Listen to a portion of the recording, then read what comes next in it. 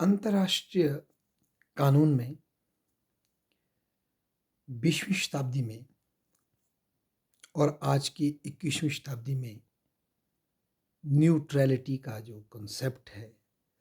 तटस्थता का जो कॉन्सेप्ट है, बेसिकली वो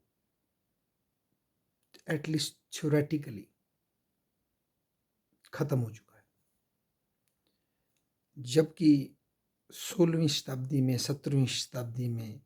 18वीं शताब्दी में, इवन 19वीं शताब्दी में न्यूट्रैलिटी एक कॉन्सेप्चुअल रियलिटी थी और प्रैक्टिकल रियलिटी थी इंटरनेशनल रिलेशंस की। इसके पीछे सबसे बड़ा कारण था इंटरनेशनल रिलेशंस का अनार्किक नेचर, कि इंटरनेशनल लेवल पर कोई भी कलेक्टिव सिक्योरिटी या कलेक्टिव कॉमन डिफेंस की कोई ऑर्गेनाइजेशन नहीं थी। तो देयरफॉर जो पीस थी स्टेट्स के बीच में, वो डिपेंड करती थी उनके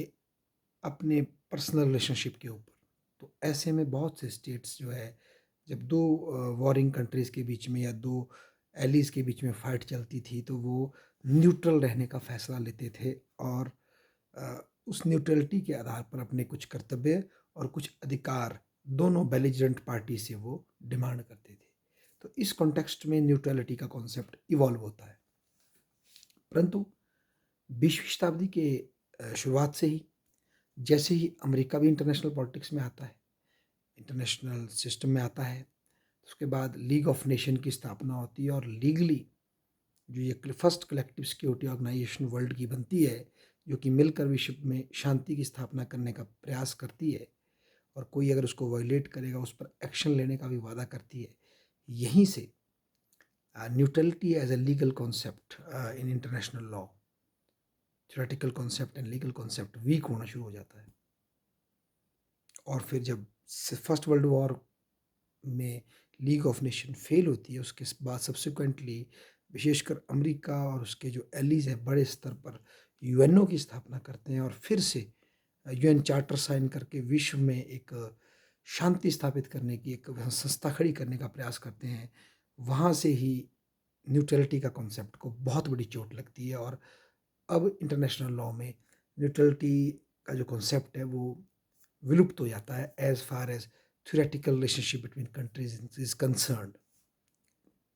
और साथ ही साथ जो ह्यूमन राइट का कॉन्सेप्ट वेस्टर्न कंट्रीज लेकर आती है और जिसमें उसके इम्प्लीमेंटेशन में भी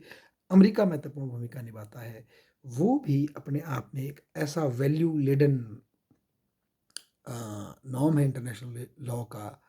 कि उसकी वजह से कोई भी देश आज किसी भी कॉन्फ्लिक्ट में इंटरनेशनल लेवल पर इंटरनेशनल लॉ को फॉलो करते हुए लीगली न्यूट्रल नहीं हो सकता, क्योंकि ह्यूमन राइट्स एक यूनिवर्सल वैल्यू के रूप में पेश हुए हैं। तो ये फिर यूएनओ के हर एक सदस्य का कर्तव्य है कि किसी के भी ह्यूमन राइट वायलेशन में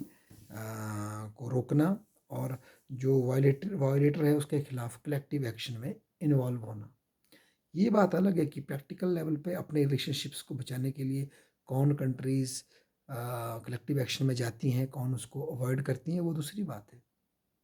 पर एटलीस्ट थ्योरेटिकल सेंस जो भी कंट्रीज़ आज वर्ल्ड की यूएनओ का मेंबर बन चुकी है, ह्यूमन राइट के कॉन्सेप्ट को साइन कर चुकी है, ट्रीटीज़ को साइन कर चुकी है, वो बेसिकली इंटरनेशनल लॉ के अनुसार न्यूट्रल हो ही नहीं सकती, क्योंकि उन्होंने पहले ही अपनी कंसेंसस, अपनी सहमति, अपना कंसेंट जो है दे दी है इन collective security organisation and human right जैसी जो रिजीम्स हैं उनको। तो 20th सेंचुरी में, ट्वेंटी सेंचुरी और 21st सेंचुरी में न्यूट्रलिटी का कॉन्सेप्ट अब इस कारणवश इररिलेवेंट हो रहा है, परंतु थ्योरेटिकल लेवल पे ये वीक हुआ है। परंतु जब भी कन्फ्लिक्ट्स की बात आती है, टू कंट्रीज़ के बीच में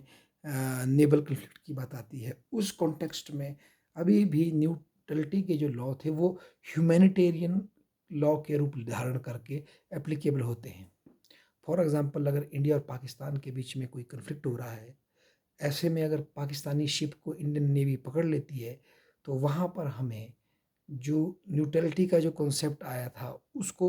उसकी जो तहत जो ऑब्लिगेशंस थे उनको देखते हुए चलना पड़ेगा। या फिर इंडिया पाकिस्तान के कॉन्टेक्स्ट के में चाइना की कोई शिप बीच में आ जाती है जो कि थर्ड पार्टी है, तो उसके साथ रिलेशनशिप करते वक्त हमें प्रैक्टिकलिटी उसकी हेल्प करते हुए हमें वो जो पुराने न्यूट्रलिटी के लॉ थे या ड्यूटीज़ थी, उनको ह्यूमैनिटेरियन जामा पहना करके, मानवता के जामा पहना करके उनको अब यूज़ किया जाता है।